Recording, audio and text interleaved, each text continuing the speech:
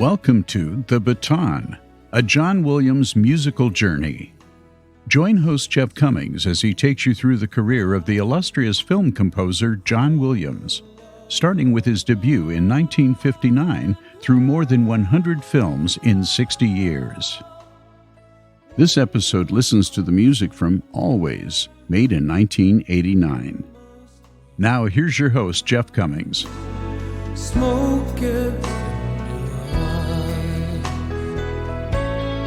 Hi, so we're here today to talk about Always, but I want to take a couple steps back and just talk a little bit more about Indiana Jones and the Last Crusade. I received an email from a listener named Hal Morrison who lives in Fort Worth, Texas, and he had some great comments about John Williams that I wanted to share with you. He writes, "Your discussion of The Last Crusade and Mr. Williams' comments on the prologue reminded me of April 2010 when Mr. Williams appeared with the Fort Worth Symphony. His performance immediately sold out, so tickets were made available for Mr. Williams' rehearsal with the orchestra earlier in the day of the concert. My family were lucky enough to get tickets for the rehearsal. I'm sure the actual performance was great also, but the rehearsal was an amazing experience. We were able to sit close enough to the stage to hear Mr. Williams speak with the orchestra members during the rehearsal, and he was so positive and reinforcing as he guided them to the sound he was looking for. As you described from your LA experience, Mr. Williams conducted the LC prologue with the film and guided them to hit the extensive sync points in that piece. After the rehearsal, Mr. Williams graciously took it upon himself to sign autographs for a very long line of enthusiastic fans. This, of course, brought up the question of what do you say to someone whose work has meant so much to you for so long? I think I managed something like, 'Thank you for all you've done in your career,' and he smiled and signed my ticket.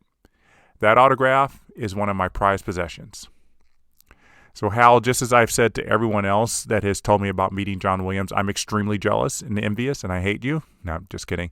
But great. That's a great story about meeting John Williams, and I hope you treasure not just the possession of his autograph, but the memory of seeing that extraordinary rehearsal and getting to talk to him. All right, so with that, let's talk about Always. After suffering a lot of mudslinging following the release of his comedy film 1941, Steven Spielberg began to ignore what others felt should be his career path and set out to make films that he felt were right for him. That was true for directing The Color Purple, which many at the time thought was the biggest hiring mistake in movie history. That was also true when it came time to remake the 1943 Spencer Tracy film A Man Named Joe, which was renamed Always and released in December 1989. This would be Spielberg's first attempt at making a decidedly romantic movie, and the results showed that perhaps the director should keep the sentimentality out of his movies. The story of making Always began back in 1974 when Spielberg was in the middle of nearly sinking his career with Jaws. While production was going behind schedule, Spielberg was having a good time with actor Richard Dreyfuss on set, with the two trading lines from A Man Named Joe to amuse themselves. According to a few online articles, Spielberg told Dreyfuss they should remake the movie someday. That day came in late 1988 after MGM, the studio that produced A Man Named Joe, passed on the remake and gave it away to Universal Pictures. Spielberg's film was a go, with Richard Dreyfuss achieving one of his life goals to remake one of his favorite films with his favorite director. It would be the third time Spielberg and Dreyfuss worked together, though 12 years had passed since Close Encounters of the Third Kind. Dreyfuss was the big star of the film, having won an Oscar 12 years before filming began. His two co-stars, Holly Hunter and John Goodman, were working their way up the ranks in 1989, with both having worked together in Raising Arizona in 1987 to increase their exposures. Now, I should give you a brief synopsis of the plot of Always before I go on. Dreyfuss plays an aerial firefighter named Pete, whose plane explodes during a mission to extinguish a forest fire. He is sent back to Earth as a ghost with the mission to help a younger pilot become as good as he was. The twist is that the younger pilot is falling in love with Pete's former girlfriend. In the movie, Pete never tells his girlfriend, Dorinda, that he loves her. And the two have a song that they dance to twice in the film, once when Pete is alive and once after his death. And once his mission is complete, Pete walks into the light into heaven. Now, does that sound familiar? Yes, this is the plot to A Guy Named Joe, obviously, but it's also partly the plot to the movie Ghost, which came out 6 months after Always hit theaters. As I was doing research about the production of Always, several questions went unanswered in the process. The main question was, why was the film released in December 1989, just 4 months after filming ended? Even a film that has no special effects or major action pieces takes about 6 months to go from filming to release. And when you connect the dots, the only conclusion you can make is that Spielberg knew that Ghost was being made and knew that it was set for release in summer 1990. Even though the two films were being made independent of each other, it's amazing that they share similar plot points. One wonders if Bruce Joel Rubin, who wrote the screenplay for Ghost, got his inspiration from A Guy Named Joe. In any case, filming for Always and Ghost overlapped by 1 month, and in Hollywood, every studio pretty much knows what the other studios are doing. Spielberg wanted his movie to come out first, fearing that if his movie was second, it would sink at the box office because audience would likely not pay money to see the same film twice. So Spielberg persuaded Universal Pictures to release Always during Christmas week in 1989. In order to meet this release date, everyone had to work fast in the post-production of Always. That included John Williams, who was no stranger to working quickly on a score. And his assignment was made easier by the use of song standards in the film that would play over some major scenes. Many of the songs in the film, especially the classic Smoke Gets in Your Eyes, were crucial to the plot, and Williams was, thankfully, not asked to weave those existing melodies into his score. But he didn't contribute much to the film. Only about 30 minutes of original music appears in Always, and the score doesn't really make its first appearance in the film until the 30-minute mark. Even though Williams had experience working under a tight deadline, you could tell that the rushed work schedule affected the final product. Unlike the other two film scores he wrote in 1989, Always has a score that doesn't leave much of a mark on the listener. It's devoid of major thematic material, and even though that was true for films like Space Camp, which was made just 3 years earlier, and some of his films in the 1960s, the mood of the score to Always feels hard to grasp. That is very evident when you listen to the music written for Pete and Dorinda. This is not a soaring love theme on the violins like the music for Han and Leia or Indiana Jones and Marion Ravenwood, at least at first. And when you hear it for the first time, it's merely a mood piece performed on keyboards, something to provide a sense of, well, I'm not really sure.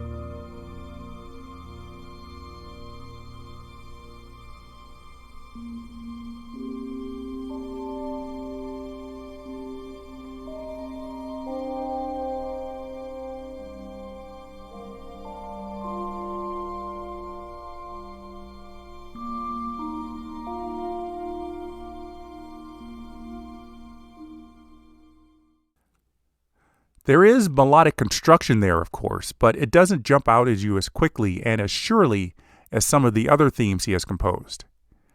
Even if you just look back at the love themes he has composed, this is unlike anything he has ever done or will do again.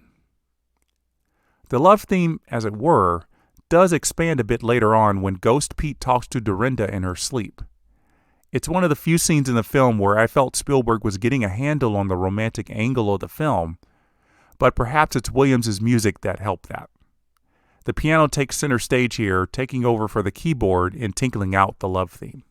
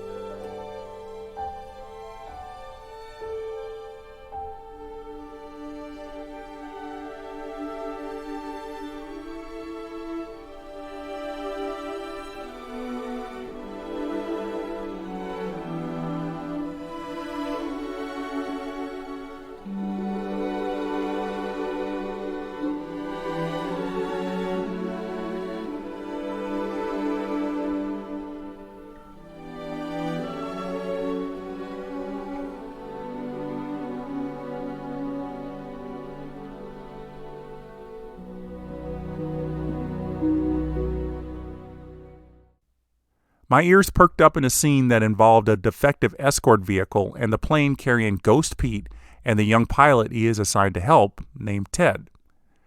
This is an important scene because the haywire escort vehicle takes Ted's plane straight to the front porch where Dorinda is staying and moves the love story along. The scene gave Williams the chance to write a virtuoso piece for strings that brought a lot of energy to the scene and to the movie as a whole, even if only for a couple of minutes.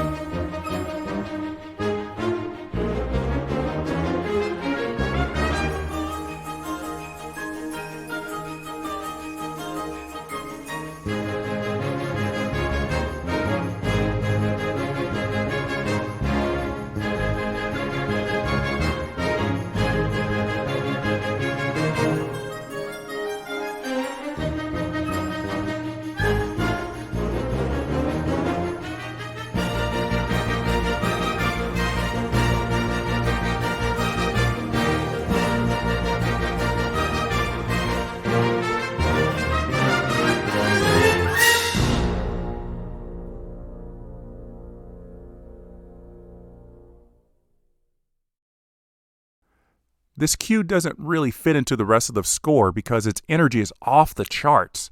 The orchestra is fully involved, and the music feels like it is part of the visuals. Only in the finale does that happen again, and I'll talk about that in a few minutes. One of the lasting highlights of the film was seeing Audrey Hepburn as an angel of sorts guiding Pete through his mission. Hepburn hadn't acted in a film in 8 years before Spielberg asked her to be in Always, and Hepburn was able to work despite suffering from early stages of the abdominal cancer that would take her life a little less than 4 years later. Her scenes with Richard Dreyfuss in several incarnations of Heaven feature music, but it's not about establishing thematic material, but rather reinforcing the otherworldly mood of Heaven, with Williams composing music for keyboards.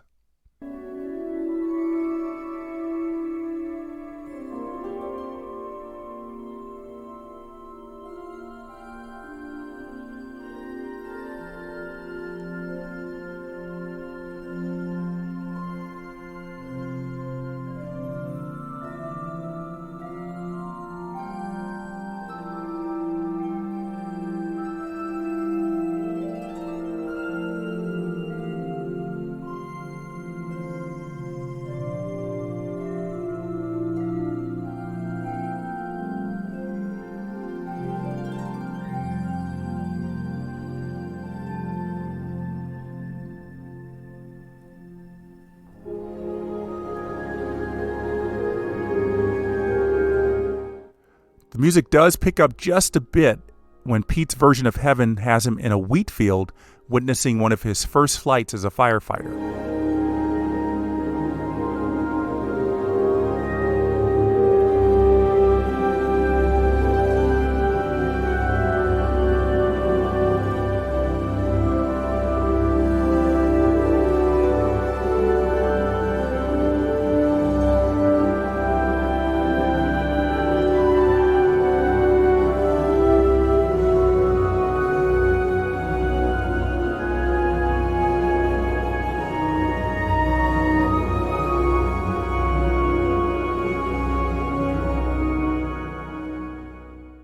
The film's final 20 minutes features almost non-stop Williams music. It begins with a major fire spreading quickly in a forest, and the aerial firefighters are asked to fly over it to clear a path for the firefighters on the ground to get to safety. The scene begins with Ghost Pete telling Ted to take his plane instead of waiting for a ground rescue operation.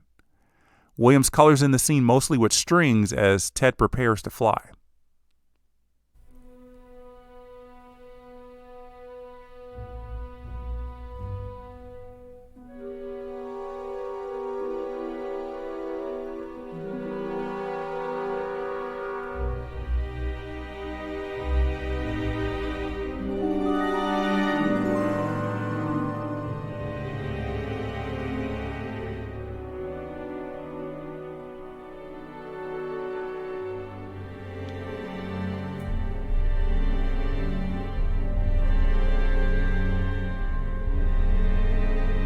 And the orchestra picks up as we get a shot of the fire quickly trapping the firefighters, almost overwhelming them.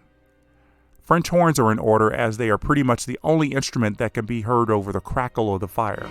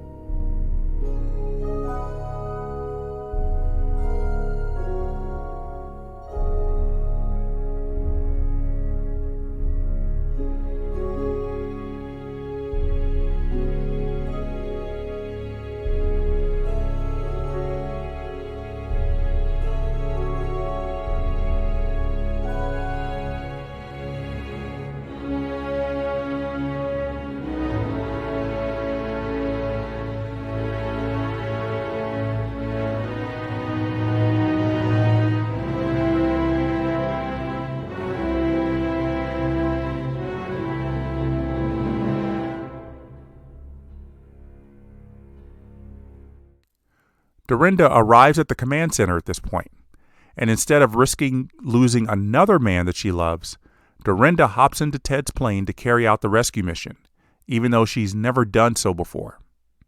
But she has Ghost Pete to help her, and after they save the firefighters, Dorinda pulls the plane up and catches a glimpse of the stars above the smoke.